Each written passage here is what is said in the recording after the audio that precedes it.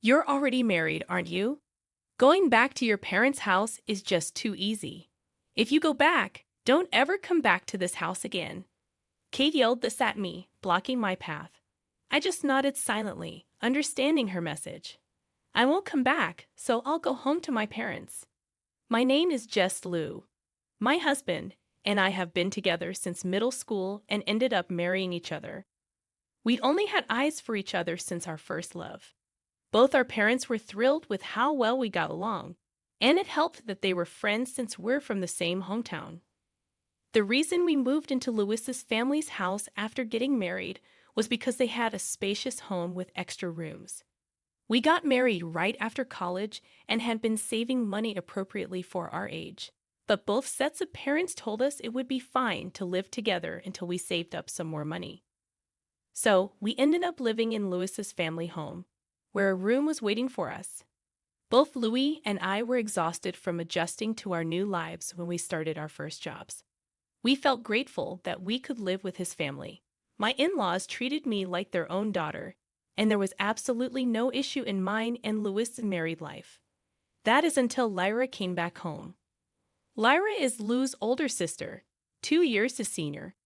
She had been mean to me ever since I started dating Lou in middle school. She said things like I wasn't good enough for him or that he had poor taste. Louis always defended me and wondered why Lyra would say such things. Lyra worked for a company that required her to relocate, and she moved to the city shortly after starting her job. One of the reasons I agreed to move into Lou's family home was because Lyra wasn't there. Another reason was because if Lyra had still been living there, I would have flat out refused to move in, but fate had other plans. Lyra was reassigned to her hometown. When I shared my concerns with Louis, he said, "Lyra is an adult now. She won't say anything weird." It's true that the times Lyra bullied me were back in high school. After she went to college, she rarely came home, and we stopped running into each other. Even at our wedding, although she didn't speak to me, I remember seeing Lyra crying. It made me think maybe we could get along, but that was a big mistake. After returning home, Lyra acted normally toward me in front of Lou and his parents. I thought maybe she had matured and her edginess was gone. But then one day when I luckily had some time off, I was enjoying a book in our room. Lyra, who also happened to be off that day, walked in without knocking. "Hey, how long are you going to laze around? Could you hurry up and make some food? I'm hungry," Lyra said, wearing a look she'd never show in front of Louis or his parents. Taken aback by Lyra's eyes filled with what seemed like hatred, I put down my book and said, "All right, let's make some food," and headed to the kitchen. Drinking in the middle of the day, Lyra acted as though I should naturally be the one cooking. She'd never act this way when Lou and his parents were around. Feeling deceived, wondering if she'd been hiding her true self all this time, I quickly made lunch. Lyra took one bite, then stood up with her plate. "There's no way I can eat something this terrible, Jessie. Why did you even marry Louis? He really doesn't know how to pick them," she said, glaring at me. Lyra took her plate straight to the trash, throwing away the food I had made right in front of me. "Go buy some alcohol. After eating your awful cooking, it feels like my tongue is rotting." "I want to disinfect it with alcohol, so go get some now," she demanded. I was pretty steamed, but I had planned on going shopping anyway, so I got her some alcohol to spite her.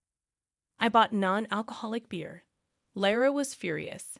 I retorted, "Don't treat me like a minion," which escalated into an argument. Still mad, Lyra retreated to her room. When Louis came home, she instantly switched back to her gentle demeanor, a quick change that sent shivers down my spine. That night, I discussed Lyra with Louis. But for some reason, his attitude was cold lately. Every time he looked at me, his expression was complicated. We used to always share the double bed, but now he's sometimes sleeping on the living room couch. When I asked why, he said, "Just couldn't sleep, so I stayed in the living room." I've been wondering what's going on ever since. I was saddened by his sudden coldness. When Louis said, "Instead of blaming Lyra, don't you think you have some things to reflect on yourself?"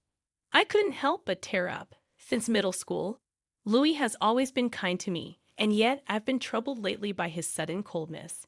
Being mistreated by Lyra and now feeling this coldness from Louis felt like salt being rubbed into an emotional wound. I couldn't help but cry. Louis looked surprised, but he didn't comfort me, seeming perplexed. He paced around for a bit before sitting down next to me, who was sitting on the bed with a determined look on his face. There's something I've been meaning to ask but haven't. What is it? Are you having an affair? I was so surprised by the sudden mention of affair that my tears stopped. I swear, my heart has never strayed from Louis, I said, shaking my head. No, I'm not. Why would you ask something like that? Louis then showed me a picture on his phone. The picture showed me talking to a man who had his hand on my shoulder. Both the man and I were smiling, but this was by no means a photo of infidelity. You're mistaken. Look closely. Yeah, he's put on some weight, but that's Andy, our classmate. Don't you remember him? He was on the baseball team. This was taken when we bumped into each other after so long, and he said, "You look well," and patted my shoulder. Louis zoomed in on the photo and said, "Really, Andy?"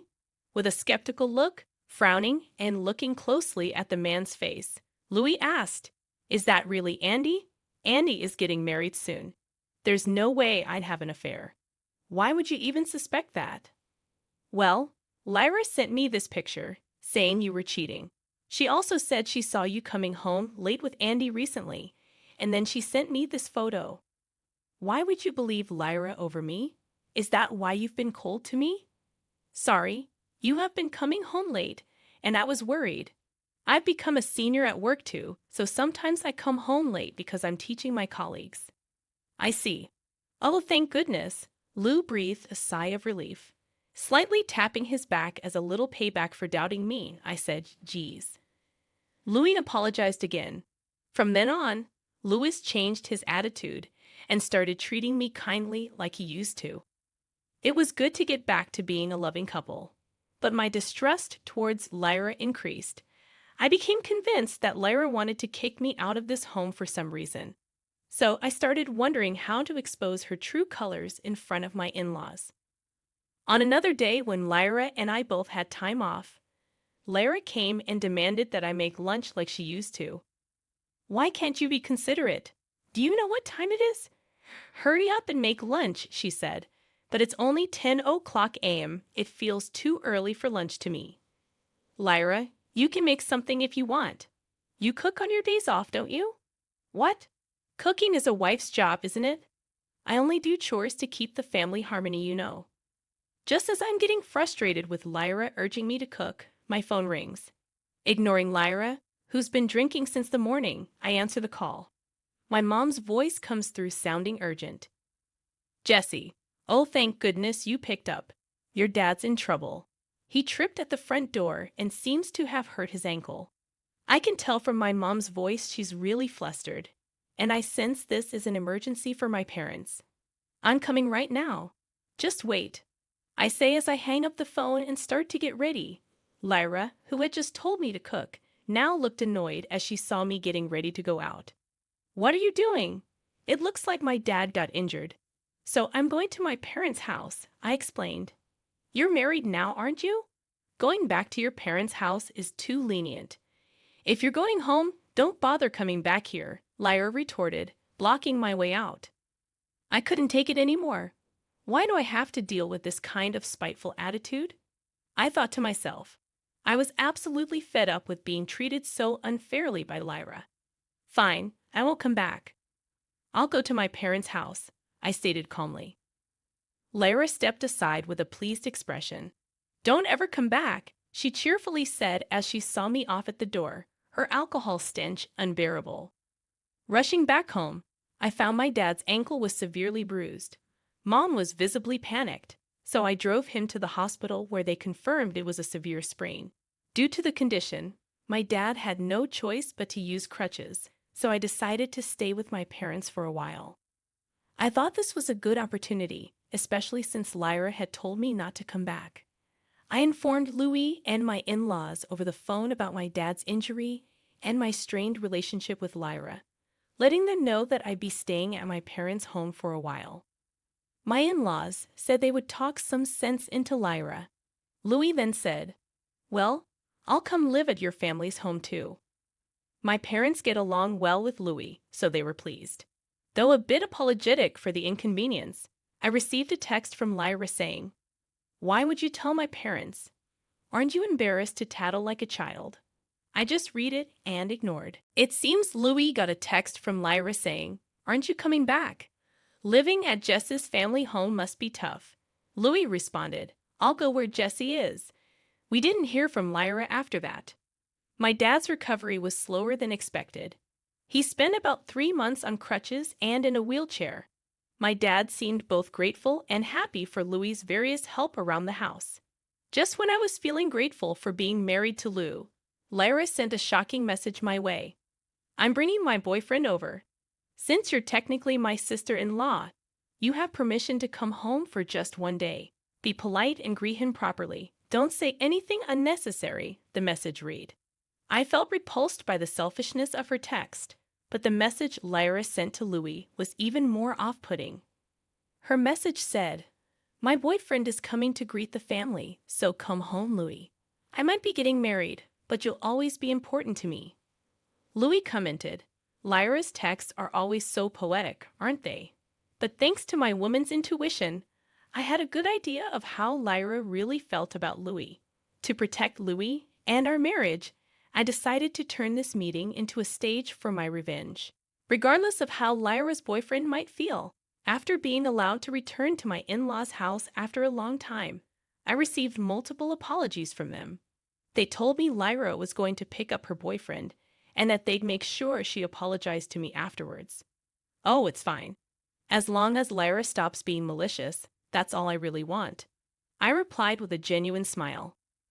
Plus, I'm sure that after my revenge, Lyra won't dare to be nasty to me anymore. The man Lyra brought with her seemed serious enough. What shocked Louis and my in-laws the most was how much Lyra's boyfriend looked like Louis. From the aura to the facial features, they were identical, leaving my in-laws exchanging surprised glances. It was clear that Lyra's boyfriend also noticed the resemblance as he stood there in surprise. Lyra cheerfully said, "Come on in, come on in." Louis whispered to me, "Isn't that guy way too similar to me? I told you so, didn't I?" I had let Louis know beforehand that I was planning some revenge. Louis had told me I didn't have to go that far. But when I explained my reasons, he seemed torn between believing me or not. However, after seeing the guy's face, Lou seemed to finally understand why I felt the need for revenge.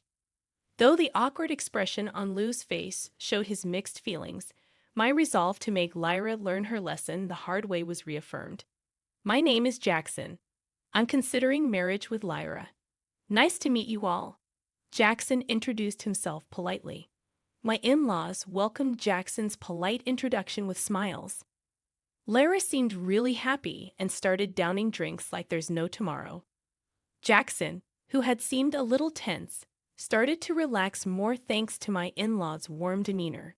As we all were engaged in light conversation, a tipsy Lyra rested her head on Lou's shoulder, not Jackson's. "Ah, this is fun. Louis, you must be feeling lonely, huh, knowing that I'm getting married?" Lyra remarked. "No, not at all. You know, Jackson here looks just like Louis. That's why I thought about getting married," she continued. The resemblance between Jackson's face and Lou had been the elephant in the room, something nobody had mentioned until now.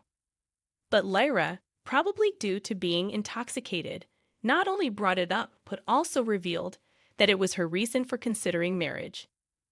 The atmosphere changed immediately as Lyra's words turned my in-laws' faces pale. Lyra, realizing she may have said too much, tried to laugh it off. "Just kidding," she said, but I didn't let this opportunity slip away.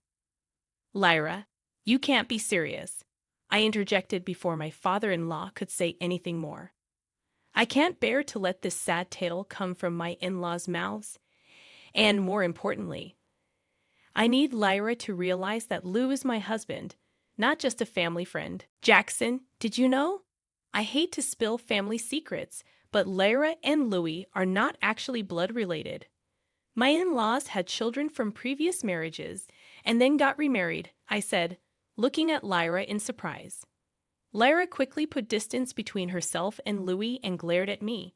Undeterred, I took out my phone and placed it on the table. I've had my suspicions for a while. Lyra has been treating me poorly, and I've wondered why, I explained. As I said this, I pressed the play button on the voice recorder app on my phone. What flowed out were the sounds of Lyra berating me. The recording was filled with Lyra's desperate voice saying things like, "Break up with Louis and leave this house." Realizing the gravity of the situation, my in-laws uttered in despair, "This can't be." I turned to Lyra, who was now biting her lip and pale as a ghost, and gave her a smile. "Lyra, you've had feelings for Lou for a long time, haven't you? That's why you've been trying to drive me away," I confronted her. "No, that's not it. Louis is my precious younger brother," Lyra protested. "Then why did you plan to marry Jackson because he looks like Louis?" I questioned her. "Well, that's—" Lyra stuttered, caught off guard. "Jackson, you told me that you met Lyra in a bar, right? What was that encounter like?" I asked Jackson. Caught off guard by the sudden question, Jackson replied with a trembling voice, "We met while I was drinking in a bar. She told me she liked my face. That's how it all started." My mother-in-law let out a sorrowful "oh" and started to cry, while my father-in-law looked at Lyra with a serious expression.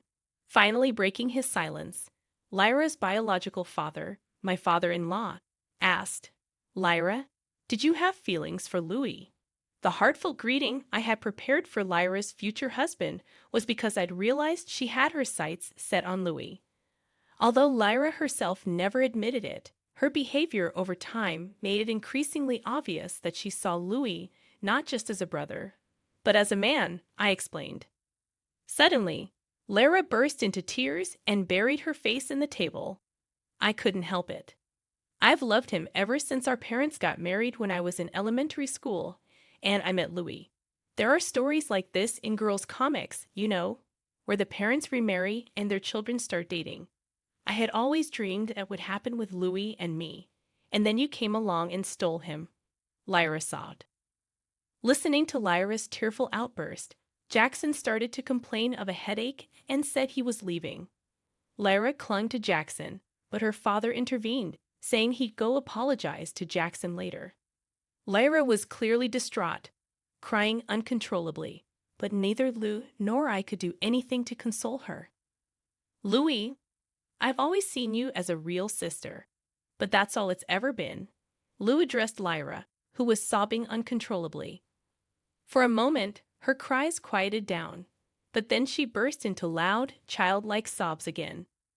I felt some pity, but it didn't change the fact that Lyra had been mean to me, Lou, and I left for my parents' home. Later, we learned that Lyra had been diagnosed with alcohol dependency at the hospital. She was also found to be mentally unstable and had taken time off work to isolate herself. After talking it over with my in-laws, Louis and I finally decided to move out and start our life together. My in-laws kept apologizing to me, but I told them there was no need.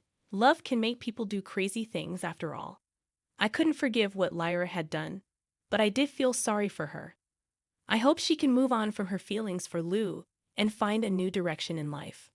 Louis and I got off to a great start living together. We rented a house close to both our parents so we could easily help them if needed. Starting this new chapter brought back the excitement we felt as newlyweds. Lou and I plan to continue being a loving couple and live happily ever after.